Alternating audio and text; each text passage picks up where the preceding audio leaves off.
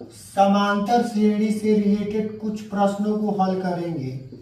समांतर श्रेणी, समांतर श्रेणी यानी कि अर्थमेटिक प्रोग्रेशन, अर्थमेटिक प्रोग्रेशन से हम कुछ प्रश्नों को हल करेंगे। इसके पिछले वीडियो में भी हम समांतर श्रेणी से रिलेटेड उसमें हम प्राकृतिक संख्याओं का योग ज्ञात करना सिखाए थे। इस वीडियो में भी हम उसी तरीके का प्रश्न हम हल करना सिखाएंगे। चलिए यहाँ पे हम एक प्रश्न लेते हैं। लिखते हैं कि 1 से 40 तक सभी प्राकृतिक संख्या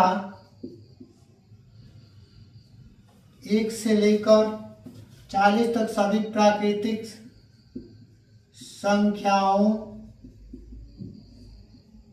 का योग ज्ञात कीजिए। यानी कि 1 से लेकर 40 तक सभी प्राकृतिक संख्याओं का योग ज्ञात करना सीखेंगे।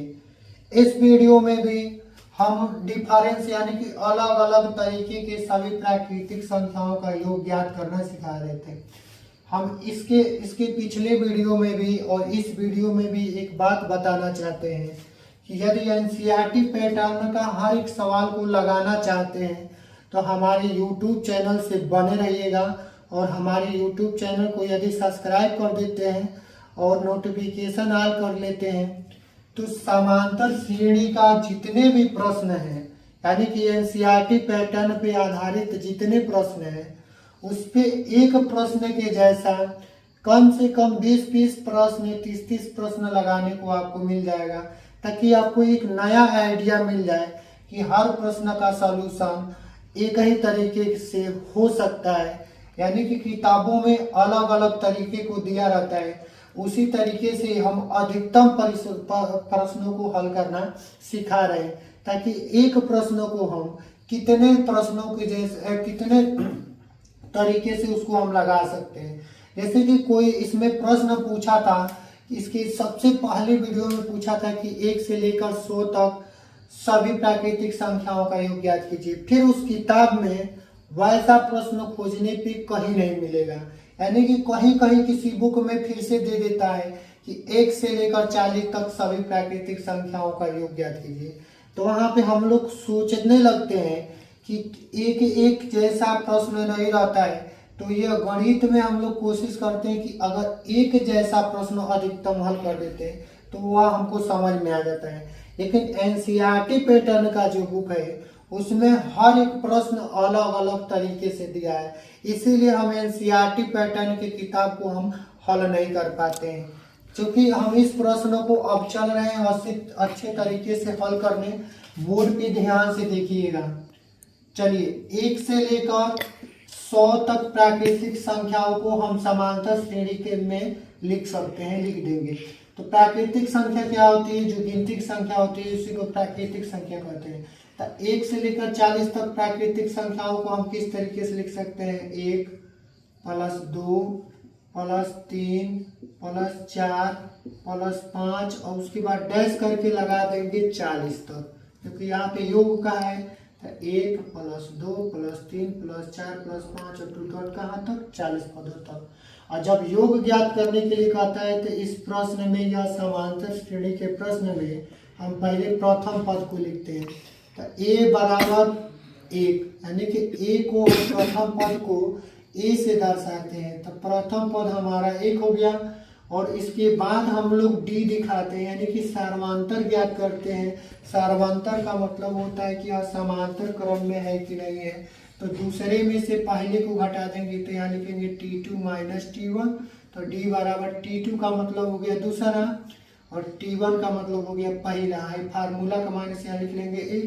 तो d = दूसरा में से पहला को घटा देंगे 1 आ जाएगा, यानी कि सार्वंतर को d से लिखते हैं तो d = 1 आ गया। अब यहाँ n दिखा देंगे, n बराबर कितना है?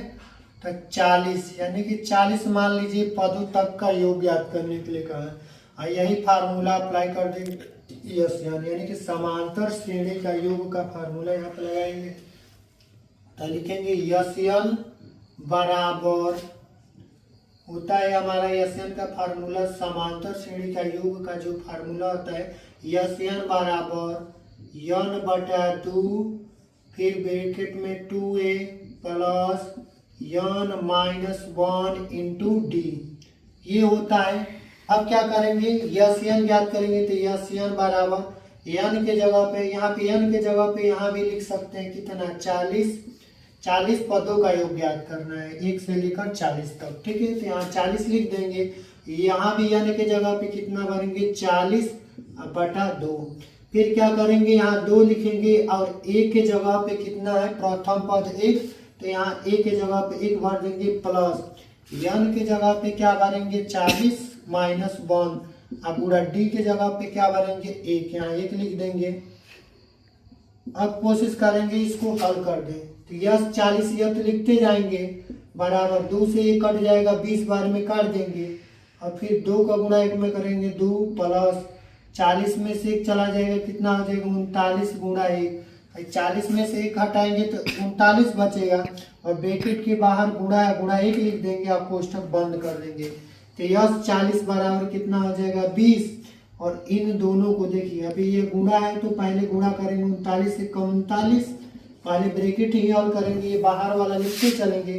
तो यस 40 बराबर ये हमारा जो है 20, इन दोनों को जोड़ेंगे तो 41 हो जाएगा, 39 में 2 जोड़ेंगे 41 और यह ब्रैकेट हट जाएगा। हम कोशिश करेंगे 41 में 20 जोड़ दें, सॉरी गुणा कर दें, 20 का 41 का गुणा करेंगे तो ये देखिए 00 का 1 में करेंगे 4 में करेंगे 0 और 2 का गुणा 1 में करेंगे 2 और 2 चौको 8 यानी कि 0 2 8 800 हमारे यहाँ पे यस ज्ञात करेंगे 820 हमारा यहाँ पर राइट आंसर आ जाएगा। यही छोटा सा प्रश्न था।